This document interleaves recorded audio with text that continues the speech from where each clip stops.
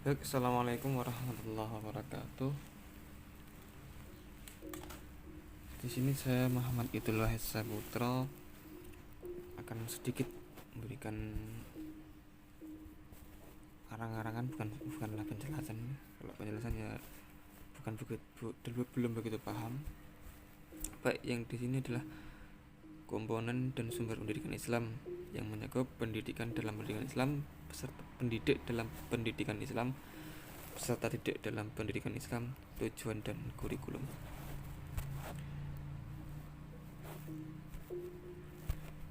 Selanjutnya di sini adalah pengertian pendidik. Menurut Undang-Undang Sisdiknas Nomor 20 Tahun 2003 tentang Sistem Pendidikan Nasional Pasal 30 Ayat 2, pendidik adalah tenaga profesional yang bertugas merencanakan dan melaksanakan proses pembelajaran, melakukan bimbingan dan pelatihan, serta melakukan penelitian dan pengabdian masyarakat, terutama bagi pendidik pada perguruan tinggi. Di sini bahwa bisa kita lihat pendidik itu tidak hanya mengajar pada kelas formal saja, tapi juga melakukan bimbingan dan juga pelatihan, yaitu membimbing peserta didik dan juga melatihnya tidak hanya dengan teori saja, juga serta melakukan penelitian dan pengabdian masyarakat, terutama bagi pendidik pada perguruan tinggi. Bisa dikatakan bahwa di sini pendidik di sini adalah terutama bagi pendidik pada perguruan tinggi, yaitu adalah dalam taraf dosen. Baik, selanjutnya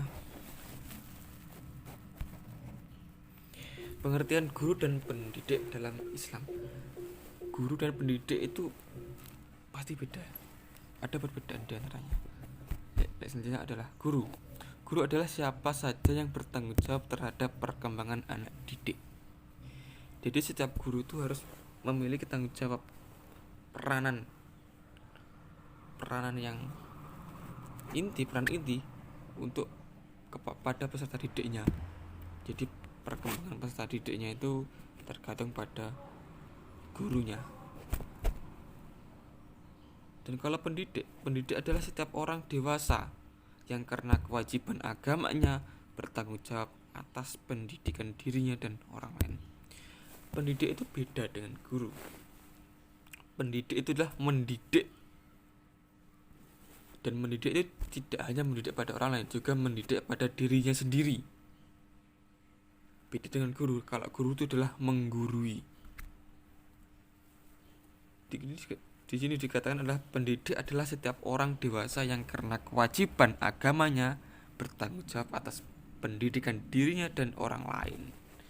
Jadi juga bertanggung jawab atas pendidikan dirinya, akhlaknya, tingkah lakunya sendiri, dan juga pada orang lain.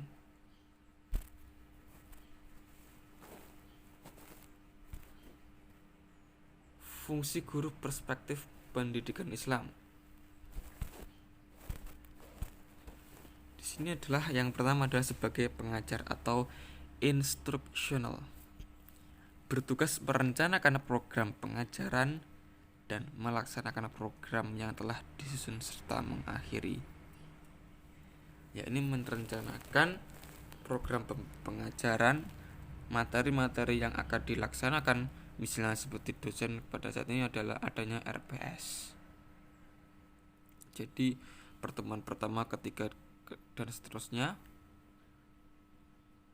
itu sudah ada rencananya, sudah ada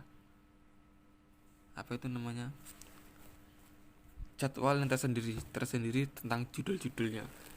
Untuk pertemuan pertama judulnya ini, kedua judulnya ini. Baik, selanjutnya sebagai pendidik atau edukator, mengarahkan peserta didik pada tingkat kedewasaan dan kepribadian kamil seiring dengan tujuan Allah menciptakannya. Jadi pendidik itu adalah mengarahkan kepada peserta didiknya, mengarahkan kepada hal yang baik-baik tentunya. Di sini dikatakan mengarahkan peserta didik pada tingkat kedewasaan dan kepribadiannya. Jadi supaya peserta didik itu tidak seperti kanak-kanak. Dia peserta didik itu juga harus bisa dewasa dalam pemikiran, juga kepribadian. Juga seiring dengan tujuan Allah menciptakannya. Apa sih tujuan Allah menciptakan makhluknya ini? Baik, selanjutnya, sebagai pemimpin atau manajer, memimpin diri sendiri dan semua kalangan sebagai upaya pengarahan, pengorganisasian, pengontrolan, dan partisipasi atas program pendidikan yang dilakukan. Baik, di sini dikatakan memimpin diri sendiri dan semua kalangan, seperti yang pada slide sebelumnya. Seorang pendidik itu mendidik, tidak hanya mendidik orang lain, tapi juga mendidik dirinya sendiri.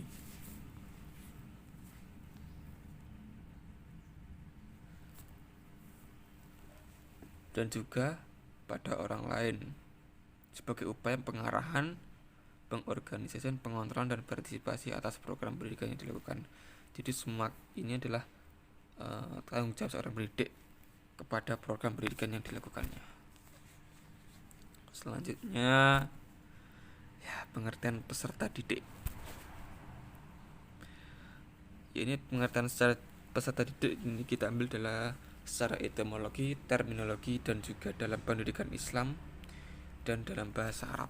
Yang pertama adalah etimologi. Secara etimologi dikatakan ialah anak didik yang mendapat pengajaran ilmu. Peserta didik adalah atau ialah anak didik yang mendapat pengajaran ilmu. Jadi peserta didik itu adalah yang menerima ilmu, yang mendapatkan ilmu dari pendidik ataupun guru. Secara terminologi, ialah anak didik atau individu yang mengalami perubahan, perkembangan sehingga masih memerlukan bimbingan dan arahan. Secara terminologi di sini bisa dikatakan ada sebuah taraf pertumbuhan. Adalah sebuah individu yang mengalami perubahan, perkembangan. Ini dikatakan pertumbuhan dari pertama, kedua, ketiga, dan seterusnya, yang masih memerlukan bimbingan. Seperti ketika anak kecil adalah bimbingan dari orang tua. Nah, bila peserta didik ini adalah memerlukan bimbingan dan arahan dari pendidik. Selanjutnya, pendidikan Islam. Dalam pendidikan Islam dikatakan peserta didik ialah individu yang sedang tumbuh dan berkembang, baik secara fisik maupun psikis, atau untuk mencapai tujuan pendidikannya melalui lembaga pendidikan. Sama sih seperti terminologi, adalah berkembang, tumbuh. Menurut bahasa Arab, peserta didik dikenal dengan istilah tilmid atau talamid, dan juga thalibul ilmi. Tilmid ini talamid adalah atau dikatakan murid, sedangkan thalibul ilmi adalah penuntut ilmu. Orang-orang yang menuntut ilmu, bukan menuntut dalam hal kesalahan, tapi menuntut untuk digunakannya, ya. Baik, selanjutnya,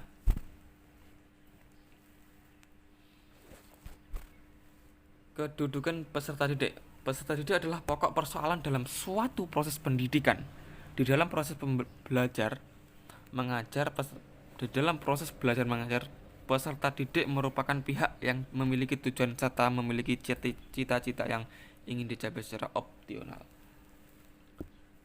Peserta didik adalah pokok persoalan dalam suatu proses pendidikan. Nah, pokok persoalan adalah peserta didik ini kedudukannya adalah persoalan, masalah, biarkan masalah dalam proses pendidikan. Karena apa? Di sini peserta didik itu harusnya bisa memahami apa yang dikendalikan oleh pendidik. Maka dari itu dikatakanlah persoalan, harus bisa memecahkan apa yang belum dia ketahuinya. Baik, selanjutnya adalah etika peserta didik. Etika peserta didik merupakan sesuatu yang harus dilaksanakan dalam proses pembelajaran, baik secara langsung dan tidak langsung. Di sini dikatakan merupakan suatu yang harus dilaksanakan dalam proses pembelajaran baik secara langsung dan tidak langsung. Dikatakan secara langsung dan tidak langsung adalah dalam proses pembelajaran dan juga di luar proses pembelajaran. Etika kita kepada guru, kepada asyatid, kepada pendidik itu sebagai bagaimana. Al-Ghazali merumuskan ada 11 kewajiban peserta didik. 11 kewajiban peserta didik. Nah, ini ada sebelah. Yang pertama adalah belajar dengan niat ibadah dalam rangka taqarrub kepada Allah Subhanahu wa taala, sehingga dalam kehidupan sehari-hari anak didik dituntut untuk mensucikan jiwanya dan akhlak yang rendah dan watak yang tercela. Jadi adalah untuk sehari-hari dituntut untuk mensucikan jiwanya harus suci, juga akhlak yang rendah hati, tidak sombong dengan apa yang dimilikinya, dan watak yang tercela itu harus dihindari. Karena apa? Kalau kita memiliki ilmu tapi watak kita masih tercela, watak kita masih arogan dan sebagaimana, ilmu itu tidak bermanfaat. Masuk di telinga kanan, keluar lagi di telinga kiri. Yang kedua adalah mengurangi kecenderungan pada duniawi dibandingkan masalah akhrawi.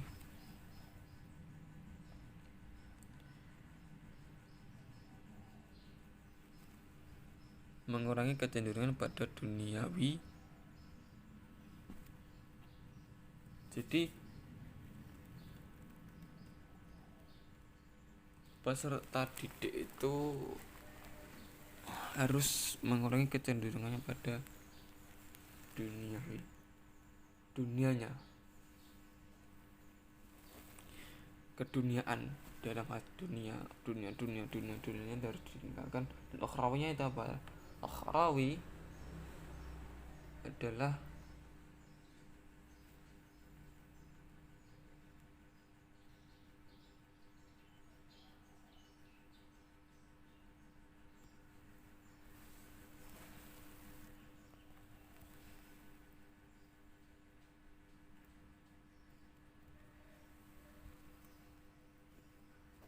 akhrawi itu bisa dikatakan sebagai uhwah. Apa yang kok lali aku? Lanjut, yang tiga, bersikap tawaduk atau rendah hati dengan cara meninggalkan kepentingan pribadi untuk kepentingan pendidikannya.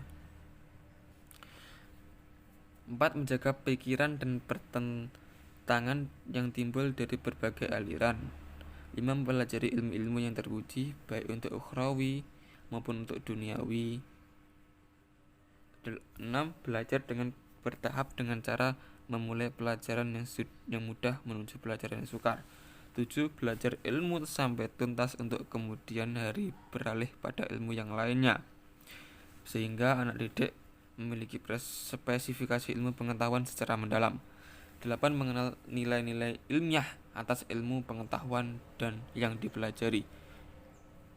9. Memprioritaskan ilmu dunia sebelum memasuki ilmu duniawi.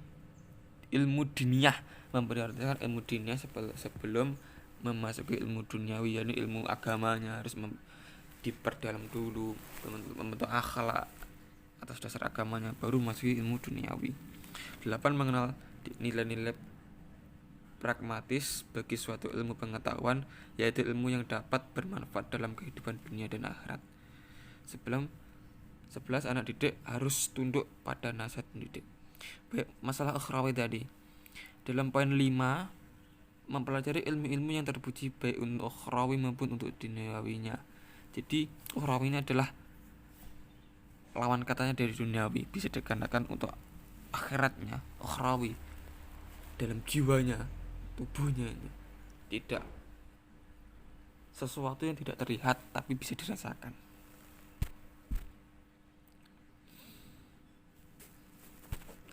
Baik, selanjutnya tujuan dan kurikulum pendidikan Islam. Tujuan pendidikan Islam menurut Kongres Pendidikan Islam Sedunia di Islamabad pada tahun 1980 bahwa pendidikan harus merealisasikan cita-cita Islami yang mencakup pengembangan kepribadian Muslim yang bersifat menyeluruh secara harmonis berdasarkan potensi psikologis dan filosofis atau jasmaniah. Pendidikan harus merealisasikan cita-cita Islami yang mencakup pengembangan kepribadian seorang muslim. Jadi itu seorang muslim itu harus bisa memiliki cita-citanya dan harus merealisasikan pendidikan itu. Pendidikan menurut Islam, tujuan pendidikan Islam adalah untuk merealisasikan dan mengembangkan apa sih yang ingin dicapai seorang muslim itu. Kurikulum pendidikan Islam mengandung arti sebagai suatu rangkaian program yang mengarahkan kegiatan belajar mengajar secara terencana, sistematis, dan mencerminkan cita-cita para pendidik sebagai pembawa aroma Islami. Dengan kata lain, materi-materi yang diajarkan haruslah sesuai dengan Al-Quran dan hadis. Belajar mengajar secara terencana, sistematis, dan mencerminkan cita-cita para pendidik sebagai pembawa aroma Islami. Jadi kurikulumnya itu harus secara terencana, sistematis, dan mencerminkan cita-cita para pendidik sebagai pembawa aroma Islami. Dengan kata lain, materi-materi yang diajarkan haruslah sesuai dengan Al-Quran dan As-Sunnah. Baik, sekian cukup dari saya. Bila ada kekurangannya, banyak salah, banyak kurang, saya pribadi mohon maaf yang sebesar-besarnya. Nun wal qalami wa ma yasturun. Assalamualaikum warahmatullahi wabarakatuh.